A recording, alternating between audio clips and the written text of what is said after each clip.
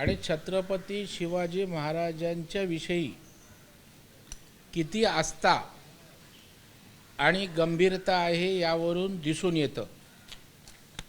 छत्रपती शिवाजी महाराजांची जयंती हा काय फॉर्मॅलिटी करण्याचा विषय नाही। त्याच्यामुळे ट्विट करत असताना राहुल गांधी कुठल्या नशेत होते मला माहीत नाही की त्यांनी जयंतीला त्या ठिकाणी श्रद्धांजली म्हणून संबोधित केलं। मला वाटतं प्रचंड अशा प्रकारचा संताप शिवप्रेमींमध्ये त्या ठिकाणी आहे, कारण छत्रपती शिवाजी महाराज हिंदवी स्वराज्य संस्थापक ही आमची श्रद्धा आहे, ती आमचं दैवत आहे आणि त्यांना श्रद्धांजली आपण जयंतीच्या निमित्ताने ट्विट करणार असाल तर मुळासकट उखडून काँग्रेसला शिवभक्त आणि शिवप्रेमी महाराष्ट्रात श्रद्धांजली अर्पित केल्याशिवाय राहणार नाही। काल कॅबिनेट बैठकीमध्ये अजेंडा जो आहे तो लीक झाल्यानंतर मुख्यमंत्र्यांनी जास्त मंत्र्यांना इशारा दिला आहे की असं होता कामा नाही, परंतु वजे विडेट्टीवार असं म्हणतात की पुराणा शोधण्यासाठी विरोधकांची आवश्यकता असेल तर आम्हाला सांगा, आम्ही शोधून देऊ। मला वाटतं मंत्री हे गोपनीयतेची शपथ घेत असतात, त्याच्यामुळं मंत्रिमंडळाचा अजेंडा अत्यंत गोपनीय असतो आणि जर अशा प्रकारे मुख्यमंत्र्यांनी समज दिली असेल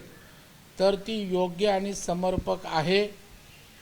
त्याची जाणीव निश्चितच मंत्रिमंडळातील सहकार्यांना राहील, परंतु मला वाटतं देवेंद्र फडणवीस साहेब छत्रपती शिवाजी महाराजांचा आदर्श विचार घेऊन राज्यकारभार करत आहेत आणि त्याच्यामुळं गनिमी कावा काय असतो हे महाराष्ट्राने अनेकदा देवेंद्रजींकडून अनुभवलं आहे। त्याच्यामुळं वडेट्टीवारांची आवश्यकता शोध मोहिमेसाठी आहे असं वाटत नाही। फक्त यामध्ये विरोधकांचा कुठे हात आहे की काय याची काळजी त्यांनी घ्यावी आणि गोपनीयतेचा भंग होणार नाही याच्यासाठी त्यांनीही सहकार्य करावं। भाजपची नीती जी आहे ती तोडा आणि फोडाची आहे असं नवीन प्रदेशाध्यक्ष काँग्रेसचे जे सतपाळ आहेत त्यांनी म्हटलं नाही, मला वाटतं त्यांनी पहिला आपल्या पक्षामध्ये जोडाजोडी करावी आणि मग आमच्या पक्षाच्या फोडाफोडीविषयी बोलावं। आपला पक्षच एवढा फुटलेला आहे, एवढे आपापसात गट तट आहेत, त्यांना जोडण्याचं काम त्या ठिकाणी नवीन प्रदेशाध्यक्षांनी करावं आणि मग आमच्या फोडाफोडीवर भाष्य करावं। नाहीतर आपली सगळी दानादान झाले आणि दुसऱ्याच्या फोडाफोडीवर केवळ बोलघेवडापणा होईल। त्याच्यामुळं मला वाटतं काँग्रेसला सावरण्यासाठी वाचवण्यासाठी तुम्ही काम करण्याची आवश्यकता आहे, केवळ वक्तव्याने काँग्रेस उभारी घेऊ शकत नाही।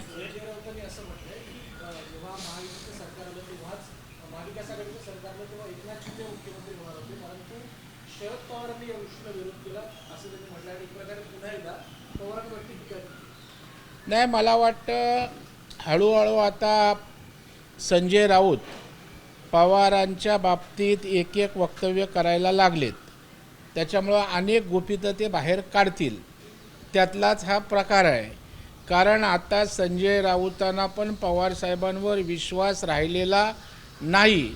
तशा प्रकारचं वक्तव्य गेल्याच पुरस्काराच्या संदर्भात एकनाथ शिंदेंना जो दिला त्या संदर्भात संजय राऊतचा तिळपापड झालेला आपण पाहिलेला आहे आणि त्याच्यामुळे आता त्या ठिकाणी खरं काय होतं हे राऊत सांगतायत, परंतु त्याच्या पुढचं खरं हे आहे की संजय राऊतांना मुख्यमंत्री व्हायचं आणि पवारसाहेब त्याच्या बाबतीतसुद्धा सकारात्मक असल्याची माहिती आहे। तथापि शिवसेनेत मोठ्या प्रचंड प्रक्षोभ होईल असं भासवलं गेलं आणि उद्धवजींचं प्यादं पुढं आणलं गेलं। त्यांनी असंही म्हटलं की त्या काळात भाजपने शब्द पाळला नाही, जर तसं पाळलं गेलं असतं तर शिंदेना मुख्यमंत्री पद आला, म्हणजे तुमच्यावरती दिशा नाही, मला वाटतं संजय राऊतांनी आता शिळ्या कडीला ऊत आणू नये। शिंदेसाहेबांनी नवीन संसार मांडला आहे, ते मुख्यमंत्री होऊन गेलेत, आजही उपमुख्यमंत्री म्हणून महाराष्ट्रात त्या ठिकाणी नेतृत्व करतायत, काम करतायत आता शिंदे त्या ठिकाणी गद्दार या पलीकडे जाऊन आपला संघटना रोज खिळखिळी होते त्याची काळजी करावी. केवळ पोपटपंची बोलघेवडेपणा आपण करत राहिलात आणि पूर्णपणे अख्खा पक्ष आपले निष्ठावंत कार्यकर्ते आणि नेते हा शिंदेसाहेबांकडे जायला लागलेत.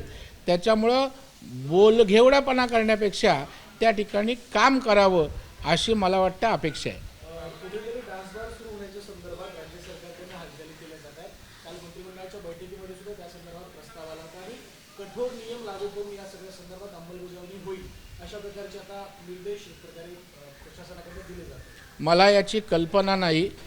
अशा प्रकारचा निर्णय किंवा निर्देश दिल्याचं आपण माहिती घेऊ आणि नंतर या संदर्भात भाष्य करता येईल. धनंजय मुंडे आणि सुरेश धस जे आहेत यांची जी भेट झाली हा कट जो आहे तो बावनकुळे यांनीच रचला होता असा आरोप संजय राऊत. मला वाटतं अशा प्रकारचा कट रचण्याची काही आवश्यकता नाही. बावनकुळेंचा तो स्वभाव नाही, ती आमची प्रवृत्ती नाही.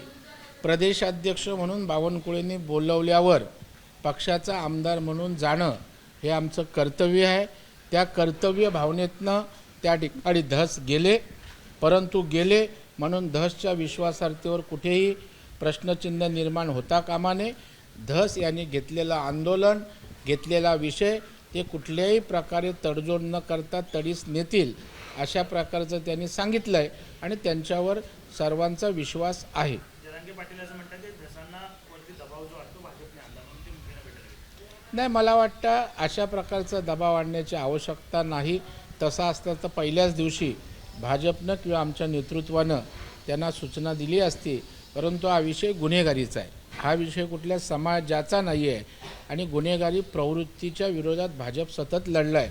त्यामुळे अशा प्रकारचं थांबवण्याचा विषयच उद्भवत नाही. राहुल सोलापूरकर यांनी जे वक्तव्य केलं होतं त्यावर कारवाई जी आहे ती झाली नाही. जरांगे पाटलांनी थेट सरकारवरती निशाणा साधला आहे की सरकारचा आशीर्वाद जे आहे ते त्या सोलापूरकरांना आहे आणि म्हणून कारवाई केली. मला वाटते जरांगे आता पुन्हा त्या ठिकाणी आपला विषय घेऊन त्या ठिकाणी मार्केटमध्ये येत आहेत, कारण मध्यंतरीच्या काळात बरेचसे बॅकफुटला गेलेले आहेत. परंतु अशा प्रकारे कुठलीही क्लीन चिट दिली जाणार नाही. अशा वक्तव्याची गंभीर दखल माननीय मुख्यमंत्र्यांनी सरकारने घेतलेली आहे. परंतु आता जरांगे काही बोलून सरकारला बदनाम करणं, मुख्यमंत्र्यांना टार्गेट करणं हा त्यांचा एककलमी कार्यक्रम अजून संपलेला दिसत नाही. पुन्हा त्या ठिकाणी त्या कार्यक्रमालाच पुनर्जीवित करण्याचा त्यांचा प्रयत्न आहे. शेवट जरांगे पाटील यांनी पुन्हा एकदा असं म्हटलं आहे की नवं आंदोलन जे आहे ते माझ्या विरोधात किंवा मराठा आरक्षणाच्या विरोधात कोण केलं जात आहे. काही मंत्र्यांना त्याचा टास्क जो आहे तो देण्यात आलेला आहे. कुठेतरी जे आंदोलन सुरू आहे तो दाबण्याचा प्रयत्न केला जातो. नाही, मला वाटतं सरकारमधला मंत्री कधी आंदोलन करत नाही. त्याच्यामुळे कुठल्याही प्रकारचा आधार अशा प्रकारच्या वक्तव्याला नाही. काही निराधार बोलायचं अशा प्रकारचं ते वक्तव्य दिसतंय. शेवटचा प्रश्न, विकिपीडियावरती शंभूराजांच्या संदर्भात आक्षेपार्ह मजकूर होता. त्याबद्दल काल सायबर सेलनं विकिपीडियाला नोटीस सुद्धा दिली होती, परंतु अजूनही 12 तास उलटले तरी सुद्धा कुठलाही बदल यामध्ये करण्यात आलेला नाही. मला वाटतं राज्याचे मुख्यमंत्री या विषयात अत्यंत गंभीर आहे. त्यांनी अत्यंत कठोर कारवाईचे आदेश दिलेले आहेत. त्याच्यामुळे सायबर सेलने तशा प्रकारची प्रक्रिया सुरू केली. जी काय प्रक्रिया असेल ती पूर्ण होऊन यावर त्या ठिकाणी ते तर दूर केलं जाईलच, परंतु त्यांना डांबलं पाहिजे, त्याला ताब्यात घेऊन कठोर कारवाई केली पाहिजे. तीही होईल अशी मला अपेक्षा आहे. शेवट विधानसभा निवडणुकी जाती आहे आणि मुंबई महापालिका निवडणुकी बाकी आहे. एकनाथ शिंदेनी म्हटलं आहे कुठे उद्धव ठाकरेंना पुन्हा एकदा त्यांनी दिवस दिला आहे. नाही, डिवचण्याचा काय प्रश्न येतोय.